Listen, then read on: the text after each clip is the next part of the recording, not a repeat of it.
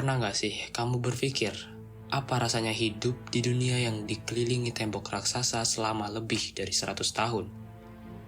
Gak bisa kemana-mana, gak tahu dunia luar seperti apa.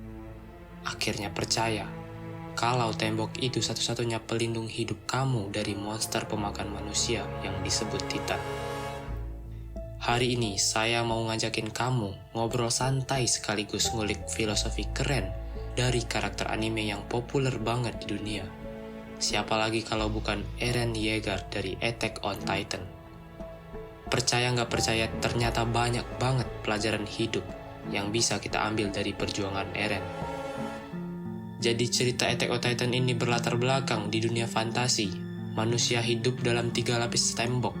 Tembok Maria, Rose, dan Sina. Selama ratusan tahun, tembok-tembok ini melindungi mereka dari ancaman Titan, makhluk raksasa yang hobi banget makan manusia tanpa alasan jelas. Eren Yeager, tokoh utama kita, tumbuh besar bersama 2 sahabatnya, Mikasa Ackerman dan Armin Arler. Hidup Eren awalnya adem ayem aja, kayak hidup kita sehari-hari lah. Sampai satu hari, semuanya berubah total. Tahun 845, hari terburuk dalam sejarah manusia terjadi. Tembok Maria dihancurkan oleh Titan kolosal, makhluk setinggi 80 meter yang muncul secara misterius.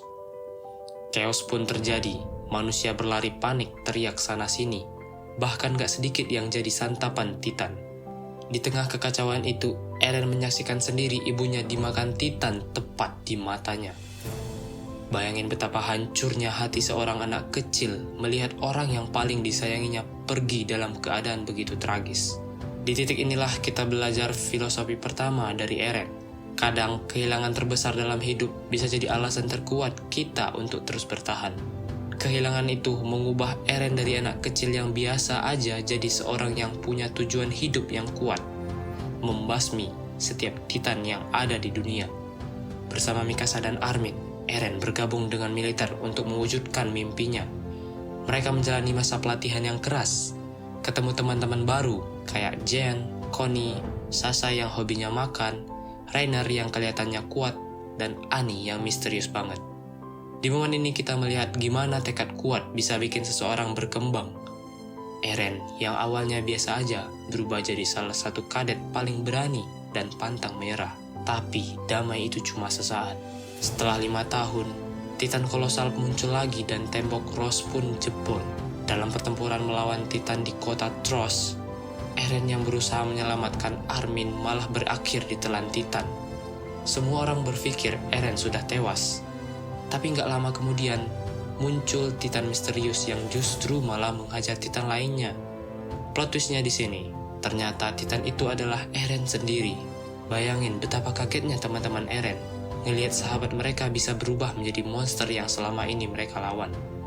Filosofi kedua dari Eren yang kita bisa pelajari di sini adalah kadang kekuatan terbesar dalam diri kita baru muncul setelah melewati momen terberat dalam hidup kita. Di momen terburuk, Eren menemukan potensi terbesarnya.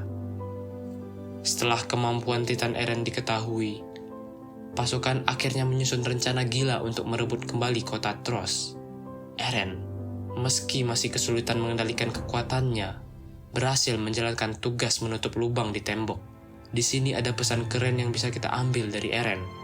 Keberanian bukan berarti nggak punya rasa takut, tapi tetap maju meskipun takut. Dan karena keberhasilan ini, Eren bergabung ke Survey Corps di bawah komandan Erwin Smith bersama Kapten Levi Ackerman, manusia terkuat di anime ini. Survey Corps kemudian pergi keluar tembok untuk mencari kebenaran tentang Titan. Di ekspedisi ini mereka diserang oleh Titan yang beda banget dari yang biasa. Titan wanita yang lincah, cerdas, dan sadis. Gak tanggung-tanggung, mereka kehilangan banyak anggota terbaik, bahkan hampir kehilangan Eren lagi. Di titik inilah kita sadar kalau anime ini gak cuma tentang manusia lawan Titan, tapi juga tentang manusia yang melawan pengkhianatan dari kaumnya sendiri. Ternyata, Titan wanita itu adalah Annie Leonhardt, salah satu teman dekat mereka dari masa pelatihan. Akhirnya Eren yang awalnya nggak percaya sahabatnya sendiri mengkhianatinya, terpaksa harus bertarung melawan Annie demi melindungi manusia. Pesan pentingnya di sini adalah, kadang musuh terbesar dalam hidup kita bukan datang dari luar, tapi justru dalam diri kita sendiri, atau bahkan orang yang paling kita percaya. Pertarungan Eren melawan Annie juga mengajarkan bahwa kadang, untuk mencapai tujuan besar, kita harus rela mengorbankan banyak hal, termasuk perasaan pribadi kita. Di akhir season pertama ini, kita melihat perjalanan Eren dari seorang anak biasa, lemah, penuh dendam, menjadi seorang pejuang yang gak cuma kuat secara fisik, tapi juga mentalnya. Filosofi hidup terbesar dari Eren yang paling berkesan buat kita adalah tentang kebebasan.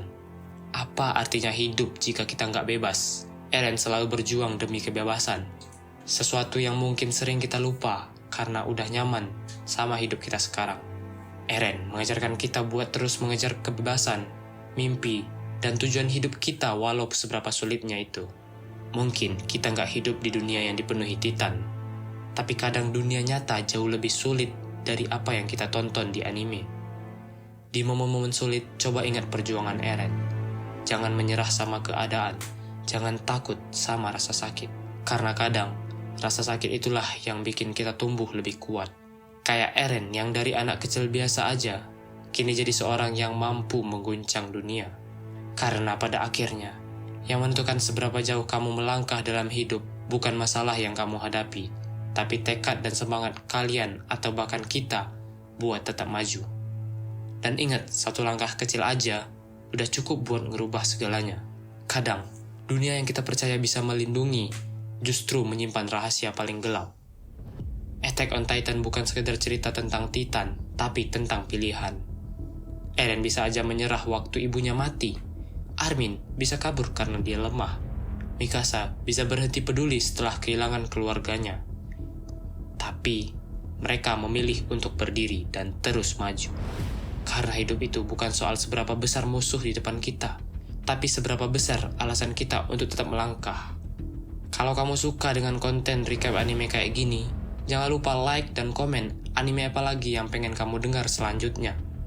Dan buat yang belum subscribe, langsung klik aja sekarang karena kami bakal balik lagi dengan recap anime yang gak kalah keren lainnya. Sampai jumpa di recap Attack on Titan Season 2 yang lebih seru, lebih banyak plot twist, dan tentunya lebih banyak pesan hidup yang bakal bikin kalian makin semangat ngejalanin hari-hari kalian. Bye.